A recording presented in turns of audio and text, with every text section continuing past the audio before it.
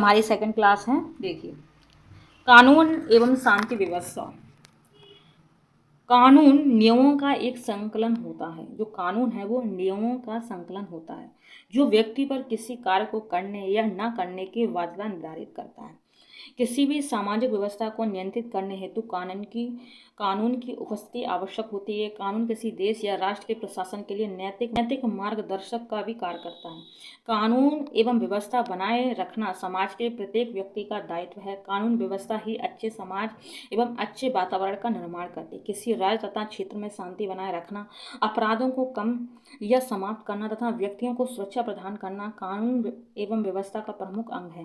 कानून एवं व्यवस्था का क्या है? प्रमुख अंग है। जब कभी सामाजिक व राजनीतिक टकराव या तनाव की स्थिति उत्पन्न होती है तब तो हम कह सकते हैं कि कानून एवं शांति व्यवस्था का संकट उत्पन्न हो गया। कानून व्यवस्था बनाए रखने की जिम्मेदारी केंद्रीय स्तर पर भारत सरकार के गृह मंत्रालय और राज्य स्तर पर राज्य सरकार के गृह मंत्रालय की होती है। इस प्रकार केंद्र और राज्य सरकारें समन्वय के माध्यम से कानून व्यवस्था को स्थापित करती हैं।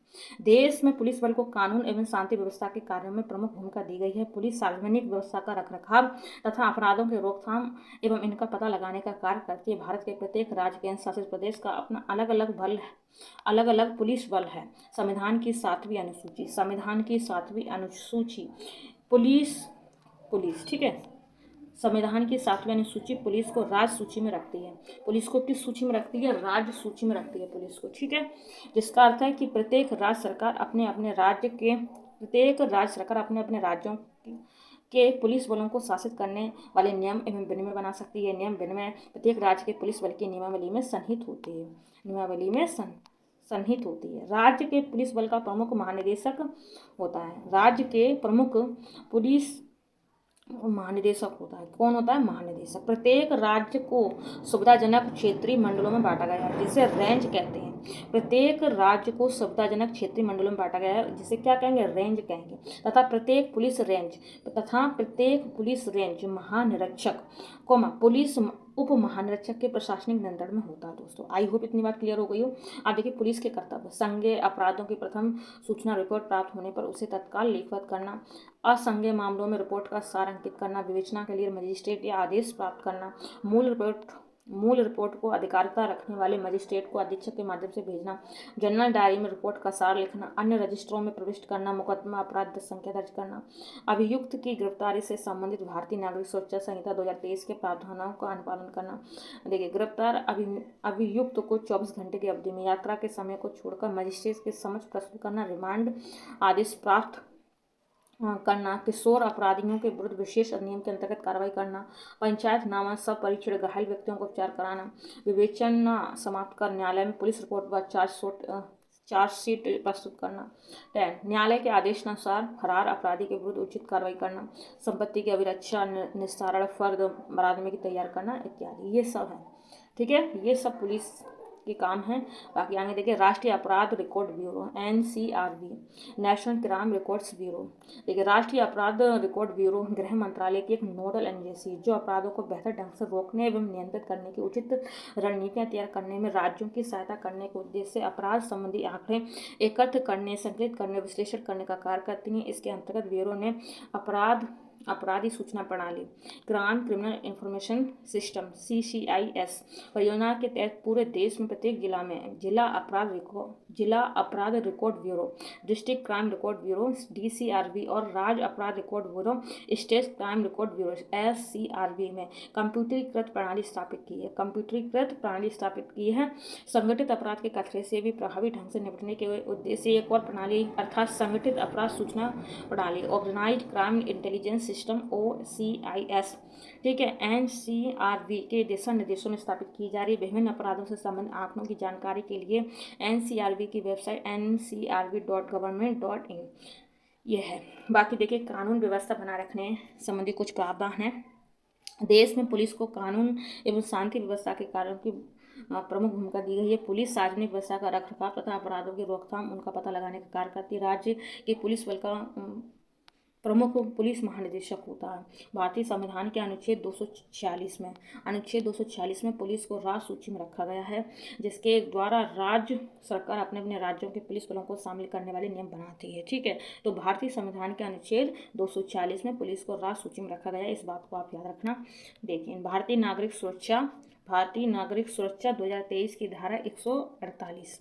देखिए, धारा 148(1) के अनुसार कोई कार्यपालक या मजिस्ट्रेट या पुलिस थाने का भार साधक अधिकारी अथवा ऐसे भार साधक अधिकारी की अनुपस्थिति में उप निरीक्षक की पंक्ति से निम्न कोई पुलिस अधिकारी किसी विधि विरुद्ध जमाव को या पाँच या अधिक व्यक्तियों के किसी ऐसे जमाव को जिससे लोक शांति विच्युत होने की संभावना है, तितर बितर होने का समादेश दे सकता है, और तब ऐसे जमाव के सदस्यों का यह कर्तव्य होगा कि वे तदनुसार तितर बितर हो जाए। धारा 148(2) के अनुसार यदि समादेश दिए जाने पर कोई जमाव तितर बितर नहीं होता है तथा उनका आचरण भी तितर बितर न होने का निश्चित दर्शाता, तो धारा 148(1) में निर्दिष्ट कोई कार्यपालक मजिस्ट्रेट या पुलिस अधिकारी उस जमाव को बल द्वारा तितर बितर करने की कार्रवाई कर सकता है। भारतीय नागरिक सुरक्षा संहिता 2023 की धारा 149।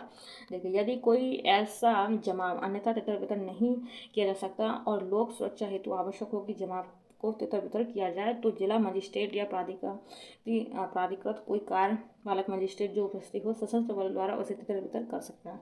ऐसा मजिस्ट्रेट नेतृत्व कर रहे अधिकारी से अपेक्षा कर सकता है कि वह अपने समादेशाधीन सशस्त्र बल की मदद से जमाव को तितर बितर कर दे तथा उसमें शामिल ऐसे लोगों को जिनके विषय में मजिस्ट्रेट निर्देश दे या जिन्हें जमाव को तितर बितर करने या विधि के अनुसार दंड देने के लिए गिरफ्तार एवं परिरुद्ध करना आवश्यक। गिरफ्तार अथवा परिरुद्ध करें। सशस्त्र बल का प्रत्येक अधिकारी बल प्रयोग के संबंध में केवल इतने ही बल का प्रयोग करेगा, शरीर एवं संपत्ति को केवल उतनी ही क्षति पहुंचाकर जितनी उस जमाव को तितर बितर करने और ऐसे व्यक्तियों को गिरफ्तार एवं निरुद्ध करने हेतु आवश्यक हो। ये बात हो गई। अब देखिए, भारतीय नागरिक सुरक्षा संहिता 2023 की धारा 150। जमाव को तितर बितर करने की सशस्त्र बल के कतिपय अधिकारियों की शक्ति। जब किसी जमाव से लोक सुरक्षा स्पष्टता संकटापन्न हो जाए और किसी कार्यपालक मजिस्ट्रेट से संपर्क न किया जा सके, ऐसे में सशस्त्र बल का कोई आयुक्त या राजपत्रित अधिकारी ऐसे जमाव को अपने समादेशाधीन सशस्त्र बल की मदद से तितर बितर कर सकता है। जब कार्यपालक मजिस्ट्रेट से संपर्क करना साध्य हो जाए, तो उससे संपर्क करके आगे की कार्रवाई हेतु मजिस्ट्रेट के अनुदेश का पालन करना होगा। देखिए, भारतीय सुरक्षा संहिता 2023 की धारा 163 उपद्रव या न्यूसेंस का आंशिक खतरे के अर्जेंट मामलों में आदेश जारी करने की शक्ति के बारे में उपबंध करती है, जिसके अनुसार कार्रवाई करने का समस्त आधार स्थिति की तत्कालिकता में निहित है तथा इसके अंतर्गत शक्ति का प्रयोग अराजकताओं, बाधाओं तथा दोनों के निवारण हेतु किए जाने के लिए आश्रित, जिससे लोक शांति एवं प्रशांति कायम रहे तथा लोक आक्रोश को रोका जा सके दोस्तों। ठीक है, इसे प्रभावी करने की अधिकारिकता जिला मजिस्ट्रेट या उपखंड मजिस्ट्रेट या राज्य सरकार द्वारा अधिकृत अन्य कार्यपालक मजिस्ट्रेट को दी गई, इसके द्वारा जारी आदेश की प्रकृति व्यक्तियों के जीवन, स्वास्थ्य, क्षेम या प्रशांति के खतरे के समाधान के आशय से ये आदेश अस्थायी होते तथा जारी किए गए तारीख से 2 माह से आगे प्रवर्तित नहीं रहते हैं। ठीक है, बाकी हम जो परीक्षा उपयोगी महत्वपूर्ण बिंदु उनको देखेंगे। NCRB अपराध संबंधी आंकड़े एकत्र करने और विश्लेषण करने का कार्य करता है। राष्ट्रीय स्तर पर कानून प्रवर्तन गृह मंत्रालय करता है। गृह मंत्रालय भारतीय पुलिस सेवा के प्रबंधन के अतिरिक्त पुलिस सुरक्षा से संबंधित कार्य भी करता है। केंद्र शासित प्रदेशों की पुलिस सीधे गृह मंत्रालय के अधीन होती है। राष्ट्रीय सुरक्षा guard national security guard NSG का गठन आतंकवाद नियंत्रण एवं बंधकों के बचाव अभियानों के लिए किया गया। विशेष सुरक्षा समूह special protection group SPG Bharat के प्रधानमंत्री और उनके संबंधी परिवारों की सुरक्षा हेतु जिम्मेदार है। ठीक है, SPG, तो ये भी इम्पोर्टेंट है। आगे देखिए, पुलिस अधिनियम की धारा 17।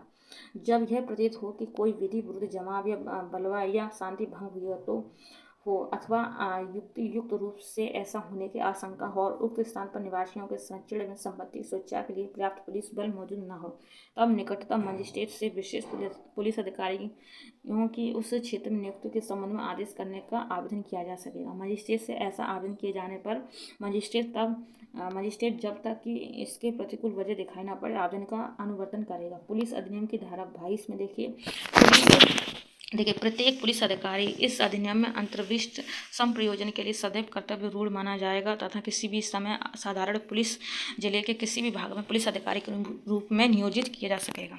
पुलिस अधिनियम की धारा 23। देखिए, प्रत्येक पुलिस अधिकारी का यह कर्तव्य होगा कि वह किसी सक्षम प्राधिकारी द्वारा उसे विधिपूर्वक जारी किए गए सब आदेश एवं वारंटों का सत्वर पालन और निष्पादित करें, लोक शांति को प्रभावित करने वाले गुप्त वार्ता का संहरण एवं संचुन करे, अपराधों और लोक न्यूसेंस के लगाए जाने का निवारण करें। ठीक है, अपराधियों का पता लगाएं और न्यायालय के समक्ष लाए गए उन सब व्यक्तियों को पकड़े जिन्हें पकड़ने हेतु वे वैधिक प्राधिकृत हैं और जिनको पकड़ने हेतु पर्याप्त आधार विद्यमान, और प्रत्येक पुलिस अधिकारी हेतु इस धारा में वर्णित प्रयोजनों में से किसी के लिए किसी मदिरालय, जुआघर या भ्रष्ट लोगों के अन्य स्थान में बिना वारंट प्रवेश करना एवं उसका निरीक्षण करना विधिपूर्वक होगा। ठीक है, तो जो मदिरालय है, जुआघर, इसमें बिना वारंट के भी हम लोग जांच पड़ताल कर सकते हैं।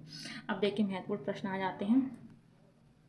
कानून एवं शांति व्यवस्था बनाए रखने हेतु पुलिस को क्या करना चाहिए? देखिए, पहला ऑप्शन, थानों में भय का वातावरण पैदा किया जाए, लोगों से अच्छा व्यवहार किया जाए तथा अपराधियों के विरुद्ध त्वरित एवं सख्त कार्रवाई करनी चाहिए। बी ऑप्शन, लोगों की समस्याओं को थानों में अधिकारियों के कार्यालय में बैठकर सुननी चाहिए, उनका निस्तारण करना चाहिए। सी ऑप्शन, कार्य को ईमानदारी से बिना किसी भय दबाव के करना चाहिए। डी ऑप्शन, उक्त सभी कदम पूर्ण निष्ठा व निष्पक्षता से उठाना आवश्यक है। तो देखिए, आपका आंसर हो जाएगा डी ऑप्शन। आपका आंसर हो जाएगा डी ऑप्शन। देखिए, कानून एवं शांति व्यवस्था बनाए रखने हेतु पुलिस को क्या करना चाहिए? तो आपका आंसर हो जाएगा डी ऑप्शन, उक्त सभी कदम पूर्ण निष्ठा व निष्पक्षता से उठाना आवश्यक है। ये आपका टैग वर्ड से संबंधित कुछ इंपॉर्टेंट जो हमने आपको बताई थी नेक्स्ट क्लास में। देखिए, इसमें जो है मानसिक अभिरुचि, ये टैग वर्ड्स का एक खेल है। अब जैसे कि आप पूर्ण निष्ठा, निष्पक्षता, अब कुछ लोग इस प्रश्न का आंसर बी भी लगा सकते हैं, सी भी लगा सकते हैं, ए भी लगा सकते हैं, लेकिन आपका ये वाला आंसर ठीक है, डी ऑप्शन। ठीक है, इसमें टैग वर्ड्स का खेल चल रहा है दोस्तों। ठीक है, ध्यान से हम आपको पढ़ा रहे हैं तो इस बात को आप समझें। कानून एवं शांति व्यवस्था बनाए रखने के लिए पुलिस प्रशासन को लोगों से अच्छा व्यवहार किया जाना चाहिए तथा अपराधियों के प्रति कड़ा रुख अख्तियार रखना चाहिए तथा थानों में भय का वातावरण बनाने चाहिए, लोगों की समस्या को बैठकर सुनना चाहिए और उनका निस्तारण भी करना चाहिए। पुलिस को अपने कार्य पूरी ईमानदारी से बिना किसी दबाव के करना चाहिए। ये सभी कदम पूर्ण निष्ठा एवं निष्पक्षता से उठाना चाहिए। जितने भी ये सब बोला है ना, ये सब बोला है बकवास, इन सब को छोड़ो और ये बात सुनो आप। ठीक है, देखो, आपको एक संदिग्ध वाहन रोकना है। देखिए, आपको एक संदिग्ध वाहन रोकना, परंतु उस वाहन का चालक सहयोग नहीं कर रहा। इस स्थिति में आप क्या करेंगे? चालक को धमकाएंगे, गाड़ी रोक दे, पुलिस बल का इंतजार करेंगे, गाड़ी को देखिए, तीसरा है गाड़ी को जबरदस्ती रोकेंगे एवं चालक को बाहर निकालेंगे। डी ऑप्शन, गाड़ी को रोकेंगे, नहीं जाने देंगे। देखिए, आपको एक संदिग्ध वाहन रोकना है परंतु उस वाहन का चालक सहयोग नहीं कर रहा। इस स्थिति में आप क्या करेंगे? तो आपका आंसर हो जाएगा सी ऑप्शन, गाड़ी को जबरदस्ती रोकेंगे, चालक को बाहर निकालेंगे। आपका आंसर सी हो जाएगा दोस्तों। इसमें आप दया मत दे देना, उसको दया मत दे देना। ठीक है, सी ऑप्शन राइट हो जाएगा। आप एक पुलिस अधिकारी के रूप में ड्यूटी पर हैं। एक चौराहे पर कुछ मोहल्ले के राजनीतिक समूह के मध्य हिंसक झड़पें शुरू हो जाती हैं। प्रभारी अधिकारी के रूप में आपको क्या करना होगा? तो आपका आंसर हो जाएगा सी ऑप्शन, राजनीतिक नेताओं को मध्यस्थता बीच बचाव के प्रयास हेतु शामिल करना चाहिए। ठीक है, बाकी आपका सी ऑप्शन राइट हो जाएगा। देखिए, यदि आप एक पुलिस अधिकारी के रूप में ड्यूटी पर हैं तो चौराहे पर राजनीतिक समूह के बीच हिंसक झड़पों को खत्म करने के लिए एक प्रभारी अधिकारी के रूप में मध्यस्थता के द्वारा नेताओं को विवाद समाप्त करने हेतु शामिल करना चाहिए, जिसके माध्यम से विवाद के मूल कारणों का समाधान करने में सहायता मिल सके। आप एक पुलिस अधिकारी के रूप में ड्यूटी पर हैं, उसी समय उस क्षेत्र में दंगा भड़क उठता है जिसके लिए और पुलिस बल की आवश्यकता होती है, तो आपको क्या करना होगा? देखो, बी ऑप्शन आ जाएगा, सुलह एवं शांति की अपील करने हेतु समुदाय में बड़े बुजुर्गों के साथ बातचीत करनी चाहिए। आपका आंसर बी हो जाएगा। गंगा दशहरा मेले के अवसर पर गंगा में स्नान करने से रोकने पर कुछ अराजक तत्वों ने पुलिस कर्मियों पर हमला करके उन्हें लहूलुहान कर देते हैं। ऐसी स्थिति में आपका डी ऑप्शन राइट हो जाएगा। उपयुक्त सभी कदम उठाकर शांति व्यवस्था काम करना चाहिए। आपका डी ऑप्शन राइट हो जाएगा। तो गंगा दशहरा देखिए हो गया। सार्वजनिक स्थान पर उपद्रव की स्थिति में कानून व्यवस्था बनाए रखने के लिए एक पुलिस अधिकारी के रूप में सबसे पहले कौन सा महत्वपूर्ण कदम उठाना चाहिए? देखिए, भीड़ को शांत करने हेतु बातचीत करना है, नेताओं की पहचान करना चाहिए। बी ऑप्शन, भीड़ पर आंसू गैस का प्रयोग करना चाहिए। सी ऑप्शन, लोगों को तुरंत गिरफ्तार कर लेना चाहिए। स्वयं घटनास्थल से हट जाना चाहिए। तो आपका आंसर हो जाएगा ए ऑप्शन, भीड़ को शांत करने हेतु बातचीत करना एवं नेताओं की पहचान करना चाहिए। ठीक है। एक पुलिस अधिकारी के रूप में आप पर्याप्त चेतावनी देने के पश्चात हिंसक भीड़ पर आंसू गैस का प्रयोग करते हैं। दिशा निर्देशों के अनुसार तितर बितर करने के बाद इनमें से कौन सी कार्रवाई गलत होगी? तो डी ऑप्शन राइट हो जाएगा, क्षेत्र में मीडिया के प्रवेश की अनुमति देना। तो कौन सी गलत हो जाएगा? ये आपका डी वाला गलत हो जाएगा। ठीक है। अब देखिए, लोग एक समूह शांतिपूर्ण तरीके से धर्मनिरपेक्ष धर्म सभा का आयोजन कर रहे हैं, परंतु इसके विरोध में कुछ लोग हिंसक तरीके से प्रतिरोध कर रहे हैं, तो ऐसी स्थिति में पुलिस क्या करेगी? तो आपका आंसर हो जाएगा सी ऑप्शन, शीघ्र ही विरोध शक्तियों का दमन करेंगे एवं हिंसा को नियंत्रित करेंगे। ठीक है। अब देखिए, एक समूह के लोगों ने प्रदर्शन के दौरान चक्का जाम कर दिया, जिससे आवागमन बाधित हो गया। ऐसी स्थिति पुलिस को कैसी कार्रवाई करनी चाहिए? तो आपका आंसर हो जाएगा ए ऑप्शन, सर्वप्रथम चक्का जाम को तुरंत खत्म करवाएं, जिससे आवागमन सुचारू रूप से चले। देखिए, एक आंदोलनकारी समूह ने बिना पूर्व अनुमति के एक सरकारी ऑफिस का घेराव किया। ऐसे में पुलिस को कैसी कार्रवाई की जानी चाहिए? तो आपका आंसर हो जाएगा सी ऑप्शन, आंदोलनकारी को धमकी देंगे कि वे सरकारी संपत्ति को हानि पहुंचाने की सजा भुगतेंगे। तो आपका आंसर हो जाएगा सी ऑप्शन। यहाँ पर तो आपका आंसर सी हो जाएगा दोस्तों।